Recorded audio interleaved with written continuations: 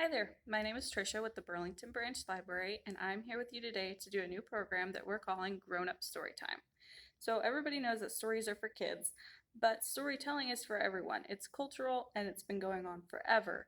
So every time you read a book, you're experiencing somebody telling a story. So what we're going to be doing is once a month, we're going to upload a video with an excerpt from an adult book. Um, just the excerpt, not the whole book. So I'm going to be reading you the stories every month. And if you have a book you'd like to recommend, go ahead and let us know. The first book that we're going to be doing is called The Darwin Awards, commemorating those individuals who ensure the long-term survival of our species by removing themselves from the gene pool in a sublimely idiotic fashion, by Wendy Northcut. So let's get started. The Darwin Awards. What are they?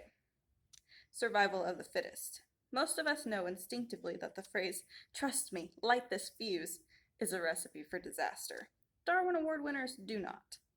Most of us have a basic common sense that eliminates the need for public service announcements such as, "Warning, coffee is hot." Darwin Award winners do not. The stories assembled in this book show that common sense really is not so common. There are people who think it's practical to peer into a gasoline can using a cigarette lighter. There are people who throw beach parties to celebrate an approaching hurricane. We applaud the predictable demise of such daredevils with Darwin Awards named after Charles Darwin, the father of evolution. No warning label could have prevented evolution from creeping up on the man who electrocuted fish with household current, then waded in to collect his catch without removing the wire. Darwin Awards show what happens to people who are bewilderingly unable to cope with obvious dangers in the modern world. The terrorist who mails a letter bomb with insufficient postage wins the Darwin Award when he opens the returned package, as does the fisherman who throws a lit stick of dynamite onto the ice only to see his faithful golden retriever fetch the stick, as does the man caught stealing from a church. Darwin Award winners plan and carry out disastrous schemes that an average child can tell are a really bad idea. They contrive to eliminate themselves from the gene pool in such an extraordinarily idiotic manner that their action ensures the long-term survival of our species, which now contains one less idiot. The single-minded purpose and self-sacrifice of the winners, and the spectacular means by which they snuff themselves, qualifies them for the honor of winning a Darwin Award.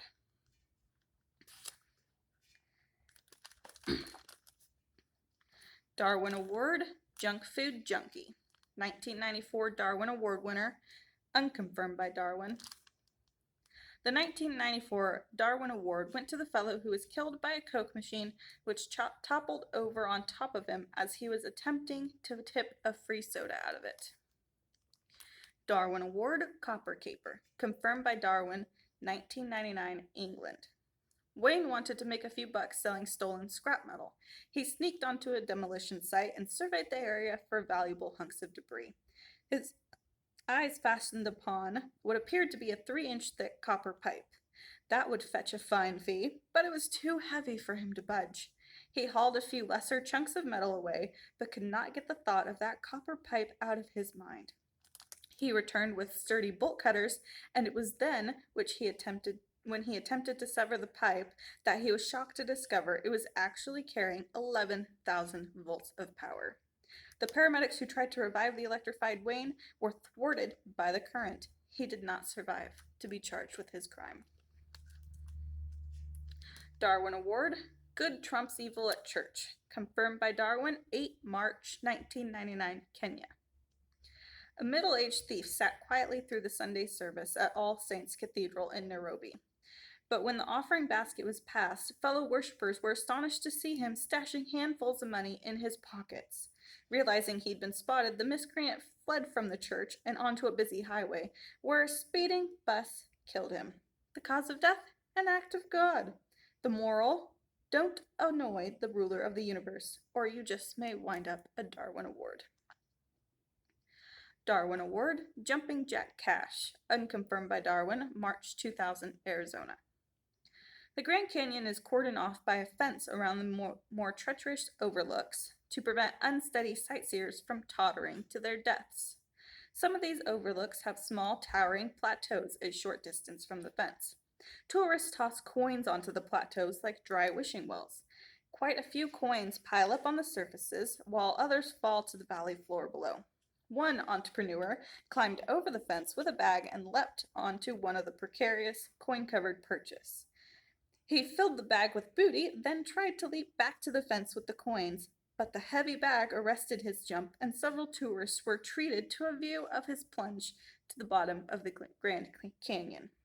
He did not survive to harvest the piles of coins that had suffered the same fate. Darwin Award, tired of it all, confirmed by Darwin, 16 August 1999. Daniel was tired to death, literally, at the Buckeye Ford dealership in London. He sneaked onto the lot in the wee hours of the morning with theft on his mind.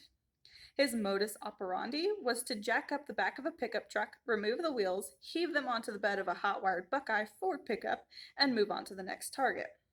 Daniel possessed what local police referred to as an extensive criminal background and had apparently spent years honing his craft. But his expertise failed him this night. The pickup was half full when the 47-year-old thief's next and final target slipped off the jack and landed squarely on his chest at 4 a.m. A clear case of live by the truck, die by the truck. Darwin Award, modus operandi, misfires. Unconfirmed by Darwin, 1 March 1998, Pennsylvania. Roger, 28, was a considerate car thief. When the stolen cars became hot, he didn't just abandon them, he torched them. Setting the cars on fire, he reasoned, helped the owners collect insurance on their vehicles. This criminal habit became his downfall. A 10-year career of theft ended when Roger burned to death in Pittsburgh in a van that he had set afire from the inside. He didn't realize that the door handle on the driver's side was broken. His burned body was found inside the van. Darwin Award, restaurant thief. Unconfirmed by Darwin, 1992, Tennessee. A restaurant in Nashville is well known throughout the music industry, not only for its great food, but also for its star-studded clientele. It is not uncommon for the sidewalk to be littered with long lines of customers waiting for breakfast and the chance to see a famous country star dining there. The man involved in this story may linger longer in our memories than the average country singer's career. It seems that one of the employees, noting how successful the place was, thought it would be a perfect place to heist. Early one morning, he climbed on the roof and walked to the exhaust chute that hangs over the restaurant's large flat grill. Upon inspection, the perpetrator realized that he couldn't negotiate the tight passage fully dressed. If only he hadn't eaten so many free breakfasts. If only he were a few millimeters slimmer. He decided to reduce his bulk by disrobing, and he slid naked down the exhaust chute. That was the last thing he ever did. Imagine the surprise of the restaurant opening crew that morning. As they prepared for breakfast, they were horrified to see a pair of legs dangling just inches from the griddle. What happened to our erstwhile villain? It seems that the chute was so tight there was no room for error. As he slid down the narrow vent, he slipped and caught his own arm under his chin where he stuck. He died by suffocating himself. Darwin Award, Dum Dum Boutique, confirmed by Darwin, 10 April 1999, New York. Perhaps as people get older, some really should retire from their careers, or so it would seem for one 55-year-old burglar. Terrence found new meaning in the term hanging around late at the bar when he failed to return home one night. It turned out that he had been breaking and entering through the rooftop window of a shop called the Dum Dum Boutique, the catchy name of a clothing shop, by bending back bars on the window. From this vantage point, he made a bold move and jumped into the store through the gap. Unfortunately, his sweater balked at the sight of all that fashion and refused to join him. It caught on one of the bent bars and strangled him to death. He was found hoisted by his own petard the next morning. Darwin Award, Scrap Metal Thieves, confirmed by Darwin, 31 July 1997. Two teens were disassembling an electric tower with wrenches when it toppled to the ground. They apparently wanted to sell its aluminum supports for scrap, but they failed to realize the essential role the aptly named support plays in a 160-foot tower. One of the men was crushed by the collapse of the 10,000-pound tower, while the other dug himself out from under, a sadder but wiser man from his close brush with the Darwin Award. Darwin Award, Wrong Time, Wrong Place. Unconfirmed by Darwin, 3 February 1990, Washington. A man tried to commit robbery in Renton, Washington. It was probably his first attempt at armed robbery, as suggested by the fact that he had no previous record of violent crime, and by his terminally stupid choices. 1. The target was H&J Leather and Firearms, a gun shop. 2. The shop was full of customers, firearms customers, in a U.S. state where a substantial portion of the adult population is licensed to carry concealed handguns in public places. 3. To enter the shop, he had to step around a marked police patrol car parked at the front door. 4. An officer in uniform was standing next to the counter, having coffee, before reporting to duty. Upon seeing the officer, the would-be robber announced a holdup and fired a few wild shots. The officer and a clerk promptly returned fire, covered by several customers who also drew their guns, thereby removing the confused criminal from the gene pool. No one else was hurt. Darwin Award, Clumsy Canadian Burglar. A suspected burglar fell to his death from a 12th-story balcony early yesterday after being surprised by the Calgary apartment's occupants. Residents of the suite are shaken from the incident and baffled as to how the intruder managed to access their top floor balcony. The occupants, a husband and wife, were home at 12:30 a.m. when they heard a noise outside. "We were surprised, but not nearly as surprised as he was," said the husband, whose yell startled the intruder into falling while scrambling to flee.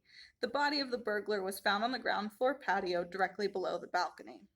The unidentified cat burglar lost all 9 lives when he failed to land safely on his feet. Darwin Award, Escaping Conviction. Unconfirmed by Darwin, December 1997, Pennsylvania. A prisoner in the new Allegheny County Jail in Pittsburgh attempted to evade his punishment by engineering an escape from his confinement. He constructed a 100-foot rope of bed sheets, broke through a supposedly shatterproof cell window, and unfurled his makeshift ladder. It is not known whether his plan took into account the curiosity of drivers on the busy street and Liberty Bridge below. It certainly did not take into account the sharp edges of the glass. By the time he had climbed several feet down the rope, the window pane had sliced through the cloth and dropped him to his untidy demise. The bottom of the rope was still 80 feet short of the road below. Darwin Award, Rob Your Neighbor. Confirmed by Darwin, 25 April 1999, Australia. Darren was trying to break into a craggy neighborhood house as safely and unobtrusively as possible when he wrapped his jacket around his arm and bashed in the window. But the jagged shards tore through the protective cloth and severed an artery in his arm. The 32-year-old stumbled away from the house and through a park and collapsed 800 meters away from the crime scene. The homeowner returned from a nightclub early that morning to find a broken window, a bloody jacket, and a trail of blood. He searched the jacket and found that it belonged to an acquaintance who he recalled seeing at a tavern on Friday. He telephoned a friend and they drove to the perpetrator's house to give him a stern reprimand. When they arrived, they spotted him sleeping in the park nearby. As they approached, they noted with alarm a trail of blood and his nearly severed arm, and realized that it was too late to lecture him. He had bled to death. Next time, try wrapping your arm in a bulletproof vest instead of flimsy fabric, Darren. And that is the end of what we're reading for this book. Again, if you have any books you'd like to request, let us know, and hopefully you enjoy our stories every month. Thank you for joining me.